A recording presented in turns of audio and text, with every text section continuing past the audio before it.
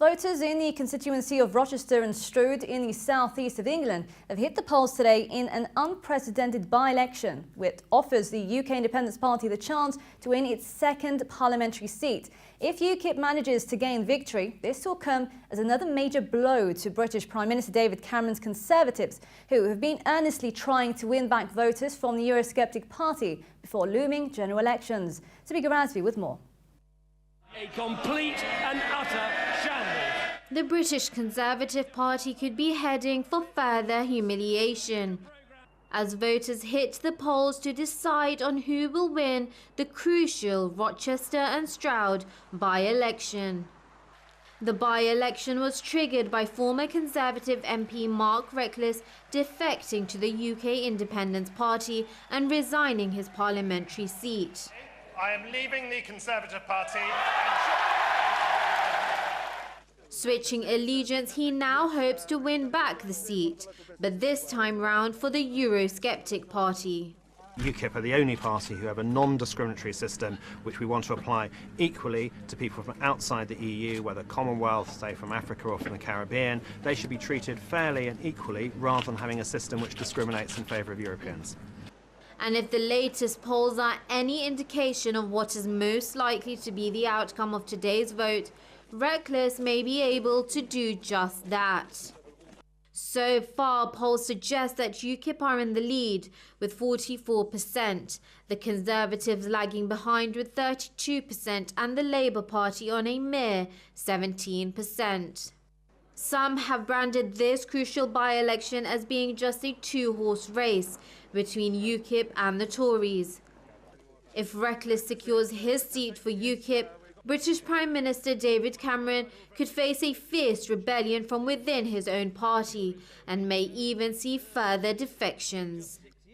He's already faced criticism from his own by-election candidate, Kelly TOLHURST, who's accused the party leader of not taking action on immigration. You know, I've been very clear on my position from the start of the campaign about immigration. I've said I want more action, not just talk on immigration. I believe people should come here to work and contribute, and we need to take more action on people being able to claim benefits. And as the parties battle it out for Stroud, the campaign has taken on a phase dominated by the issue of immigration. Actually voting UKIP. Yeah, not because I've got any racist views, but quite honestly I think the main politicians are now running for cover because it's something radical. It needs a shake-up. That's why I'm UKIP. Why? I think the others have just had enough. We've had enough of the others. They promise everything and deliver nothing. I'm voting for UKIP tomorrow. Always been a Conservative voter. Time for a change. With general elections only 6 months away, if UKIP seal a victory today, this may just be a taste of what's to come for the future of British politics. For more on the matter, Elizabeth Jones, the UKIP PCC for Dartford, is joining us over the phone. Ms Jones, UKIP's already gained their first MP, and we know that Rochester's traditionally been either Labour or Conservative. Will this election pave the way for the second UKIP MP?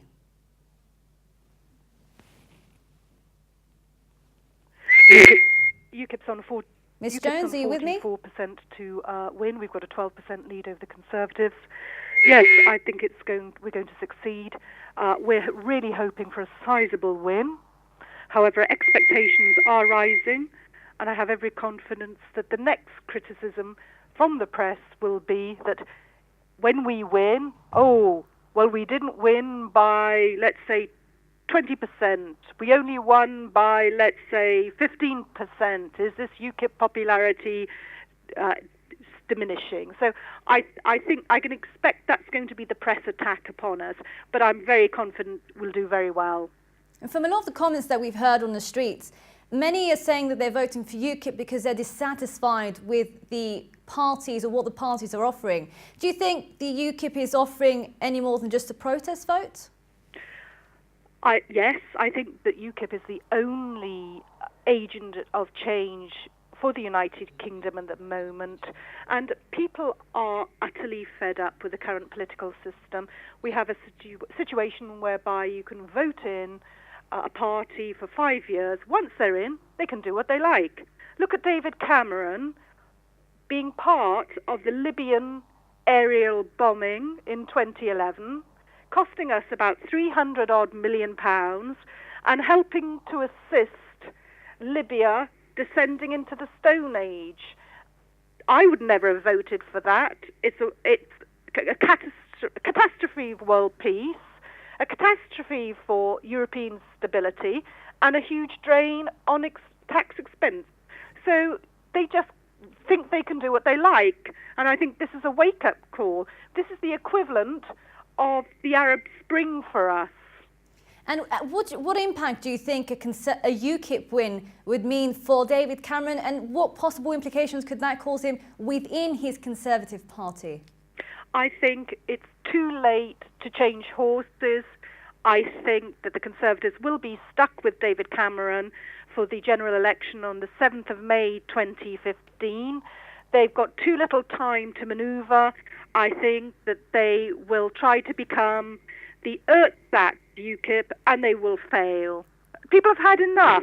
David Cameron has repeatedly lied and patronised to us. It's not interesting anymore. They've lost credibility. Let's have change. With these general elections, many are saying that they don't think that one party will generally win outright, and there most probably be some sort of a coalition going on. Do you expect UKIP to form any sort of coalition? I know it's early talk now, but do you expect any coalitions maybe going on between UKIP and the Conservatives? That would make sense. I don't know if that will actually come to fruition. It seems like a sensible idea.